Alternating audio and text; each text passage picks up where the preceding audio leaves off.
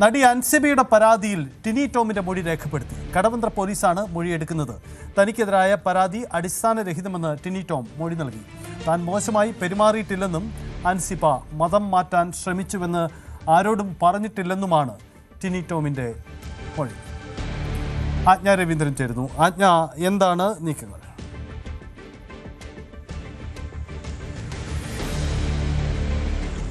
സജിത, ഇന്നലെയാണ് ടിനി ടോമിന്റെ മൊഴി കടവന്ത്ര പോലീസ് രേഖപ്പെടുത്തിയെന്നാണ് അറിയുന്നത്. ടിനി ടോം വ്യക്തമായി പോലീസിനോട് വ്യക്തമാക്കുന്നത് ഇങ്ങനെയാണ്. അതായത് താൻ ഇത്തരത്തിൽ ഒരു പരാമർശവും നടത്തിയിട്ടില്ല. അൻസിബയ്ക്കെതിരെ മോശമായി സംസാരിക്കുകയോ അൻസിബയെ പറ്റി മോശമായി സംസാരിക്കുകയോ ചെയ്തിട്ടില്ല. അൻസിബ മതം മാറ്റാൻ ശ്രമിച്ചുവെന്ന് താൻ ആരോടും പറഞ്ഞിട്ടില്ല. അതേസമയം താനും നീനാക്കുറുപ്പും തമ്മിൽ അമ്മയുടെ കുടുംബയോഗത്തിൽ വെച്ച് ചില വ്യക്തിപരമായ പ്രശ്നങ്ങൾ ഉണ്ടായിരുന്നു. അതേ തുടർന്നാണ് പിന്നീട് അൻസിബ പരാതിയിലേക്ക് പോകുന്നത്. അത് ഏത് സാഹചര്യമാണ് തനിക്ക് മനസ്സിലാകുന്നില്ല എന്നുമാണ് ടിനി ടോം മൊഴി രേഖപ്പെടുത്തിയിരിക്കുന്നത്.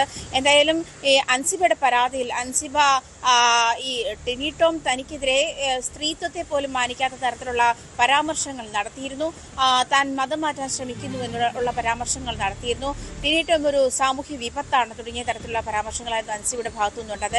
ഇൻഫോ പാർക്ക് പോലീസിന് നൽകിയ പരാതിയായിരുന്നു. ആ പരാതി ഈ പ്ലേസ് ഓഫ് ഒക്കറൻസ് അടിസ്ഥാനപ്പെടുത്തിയാണ് കടവന്ത്ര പോലീസ് സ്റ്റേഷനിലേക്ക് ആ പരാതി മാറുന്നതും.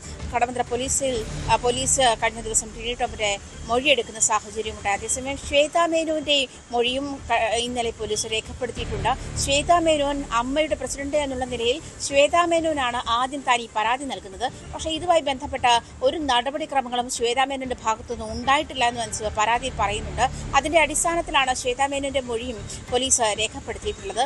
അതേസമയം ടിനി ടോം ഇത്തരത്തിൽ അധിക്ഷേപ പരാമർശങ്ങൾ നടത്തിയിട്ടുള്ള കാര്യം തനിക്കറിയില്ല, താനത് കേട്ടിട്ടില്ല, അല്ലെങ്കിൽ തനിക്കത് കണ്ടെത്താനായില്ല തുടങ്ങിയ കാര്യങ്ങളാണ് ശ്വേതാ മേനോനും പോലീസിനോട് വ്യക്തമാക്കിയിട്ടുള്ളത്. എന്തായാലും ഇതുമായി ബന്ധപ്പെട്ടുള്ള ചോദ്യം ചെയ്യൽ, മൊഴിയെടുപ്പ് ഏതാണ്ട് പൂർത്തിയായിട്ടുണ്ട്. ഇനി അന്വേഷണ റിപ്പോർട്ട് സമർപ്പിക്കായിരിക്കും സജിത അടുത്ത നീക്കം. അതാണ് ഇപ്പോൾ അന്വേഷണ സംഘത്തിന്റെ അടുത്ത നീക്കമുണ്ടാവാൻ പോകുന്നത്. അതുതന്നെയാണ് ടിനി ടോമിന്റെ മൊഴി പോലീസ് രേഖപ്പെടുത്തി.